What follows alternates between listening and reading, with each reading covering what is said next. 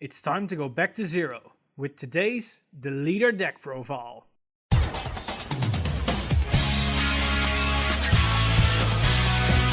Stand up! Vanguard! Hey card fighters, welcome back to another deck profile on the channel. It's been a while since we did the last one, and in the meantime you guys have been bugging me with crazy for this specific deck profile on Deletors. And for obvious reasons, as there isn't really a lot of information online, and it's more the most anticipated clan of this specific set, as seen as the only new inclusion for standard. So I can see why people want to see more information on the internet, and that's where we are today, as I'm gonna provide that specific information with you guys right now. So without any further ado, let's just jump right into this deck profile. I know that you guys are really more interested in that stuff. You know what Delete is all about, so let's jump right into it, shall we? Alright, for this list, we're running a total of 8 grade 3s, 12 grade 2s, 13 grade 1s, and 17 grade 0s. For a specific deck list, we run 4 copies of Waving Deletor Great Ol. This is our main finisher card and basically the best pressure card, as we want to ride in this thing as much as possible. But not as first ride target, as we have the following card for that. And that is 4 copies of Docking Deletor Grayon. And this is basically the first ride target for the game, a great upstart for our combos and pressuring our opponent, but usually we do not want to stay long in this card, as its 2 counterblast is a little bit heavy to keep deleting our opponent. For the grade 2 series, we run a total of 4 copies of Swift Deletor Gaily, and this is a great card to put out pressure on our opponent, as well as having a good beat stick swinging around. For the other grade 2s, we run 3 copies of Hailing Deletor Elba, and this is a great card that synergizes with the next card, and together they make just a good way to fill out the field and as well get 3 pluses from the drop zone. And the combo card that I'm referring to is Hailing Deletor Elro, and we also run 3 copies of this. And this is basically the other version of Elba, and together they make just great ways to keep filling out the field. One can power up himself and the other has a good hit pressure, so together they make a good combo to fill out the field and as well pressure opponent with 3 consecutive attacks. And to round up the grade 2 lineup, we run 2 copies of Laydown Deletor Given. This is basically your most powerful swing card if used right. If not, you can basically give your opponent a win in that scenario. For grade 1s, we run 4 copies of Ill Fate Deletor Drown. This is one of your most valuable cards in the grade 1 lineup, as it gives so much resources and it also enables to some control plays. For another grade 1s, we run 4 copies of Open of the Dark Gates. This is a great card to put out more cards on the field as early as possible, as well as putting out more pressure against your opponent, and it can fuel more pluses for Given, for example. We also run 3 copies of Fermented Deletor Gaean. This is not really my favorite card in the deck, but it's basically the best options we got to add some more cards to the deck, and it helps us to have some more early game pressure as well as some retire options when we use it as an attacker. And lastly, to round up the grade 1 lineup, we run 2 copies of Manipulator of Gravity Field. This is a great card to get a little bit more soul, as seen as we have a lot of cards that use soul, but giving 3 units 4k is really significant and in some cases makes some good magic numbers. And for the grade 0 lineup, we run of course the obvious starter, and for the triggers we run 4 heals, 6 crits and 6 draws. Of course, 4 of those are draw PGs, making a total of 8 grade 3s, 12 grade 2s, 13 grade 1s and 17 grade 0s. Unlike any other deck in Vanguard, which revolves around magic numbers of 12 and 13k, this deck revolves around making magic numbers of 5k number columns. This all stems from the fact that we are deleting our opponent's Vanguard. So the columns we like to build are 10k, 15k, 20k, etc, etc. The best way to do this is by calling a Gaily or an Elba to the field, put an 8k booster behind them, and use a Manipulator of Gravity Field to power up the column by 8k. This will make the column a whopping 30k. Against a deleted Vanguard, this is the same as a 43k against a 13k Vanguard. Resources are probably the hardest part about this deck. You can use Counterblast to delete your opponent's Vanguard and solve for all your utility effects. And in some form, card advantage is also important commodity. As stated, Counterblast is mostly used to delete your opponent's Vanguard. We got 2 ways to do that: an Act Counterblast 2 skill and an Auto on Ride Counterblast 1 Soul Blast 1 skill. In an ideal scenario, you first go into Grayon and then into Great Ol, but that won't be the case in most of your games. When going into a certain grade 3, try to pair it off with a drown, as you can only countercharge when you use counterblast to delete your opponent's Vanguard. So the moment everything is face down, you have no way of turning face up. Another scarce resource is Soul.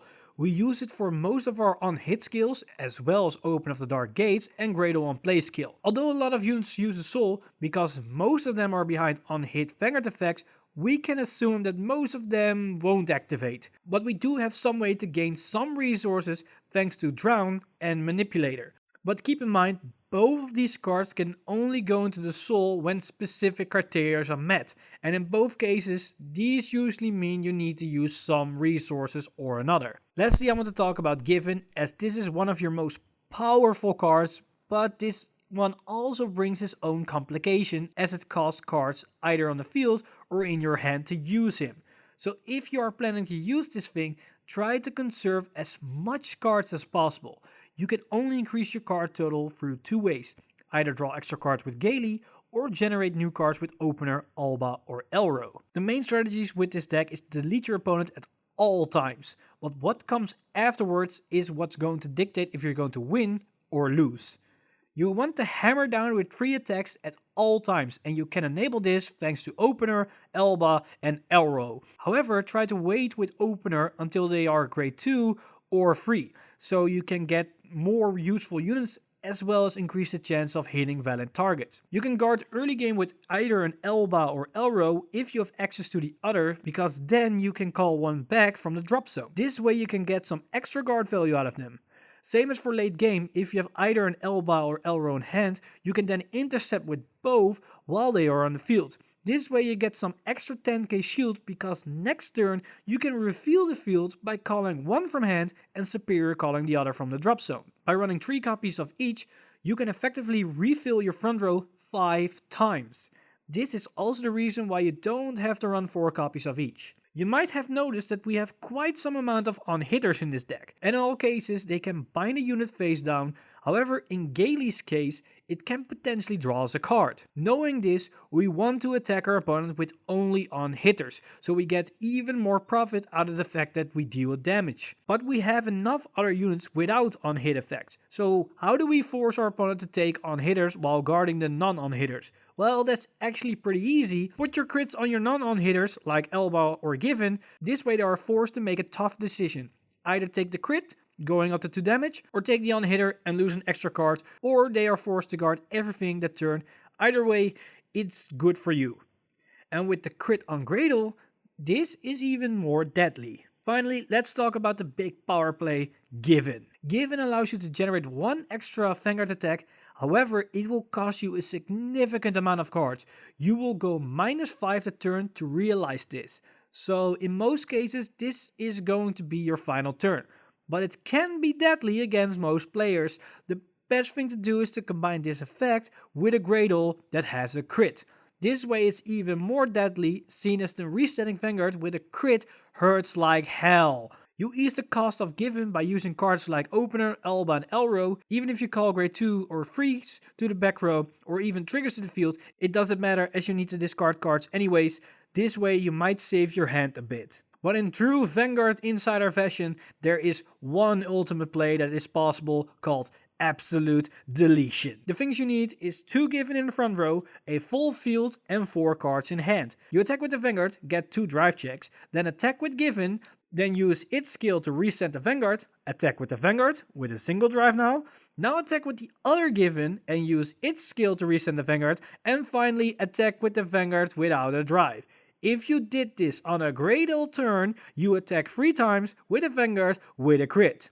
Remember, you can use Opener, Elba and Elro to fill the field with extra free cards. Currently there aren't that many great cards to add on to this deck.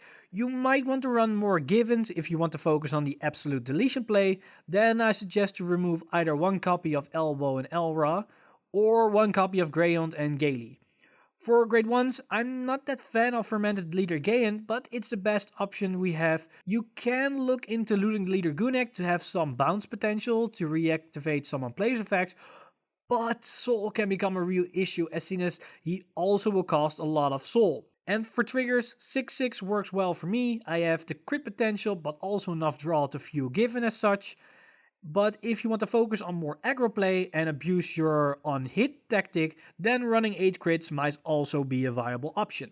The new Link Joker build focused around Deletors is a scary build that not only can rebuild fields out of nowhere, but it can also delete their opponent's Vanguard. And it might just look like a potential plus 12 or plus 13 to their front row, but you also eliminate all kinds of passive skills like Dentarian Soul Guard or Artemis Protection. So without the right preparation, Deletors can walk over any opponent. And that's about everything for Deletor. A very interesting and unique playstyle for Forest Clan. And this whole new deleting aspect, we're already familiar with the old playstyle, as deleting isn't really that new for Vanguard, only unless you just started with Standard. But besides the fact that you delete your opponent's skills, just putting them to 0 in some way is just the same as just powering up your own columns.